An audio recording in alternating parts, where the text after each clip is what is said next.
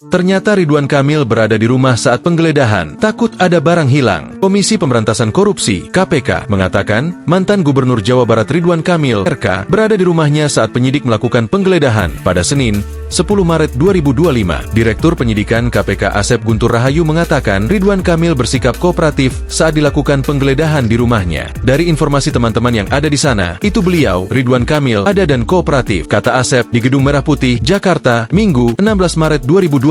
Asep mengatakan, Ridwan Kamil ikut mengawal proses penggeledahan. Ia mengatakan, hal tersebut wajar. Bahkan tugas penyidik menjadi lebih mudah jika pemilik rumah berada di lokasi saat dilakukan penggeledahan.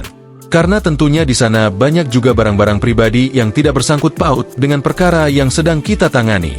Sehingga mungkin kalau tidak ada orangnya, nanti ada klaim kehilangan barang dan lain-lain, itu kan akan menjadi polemik.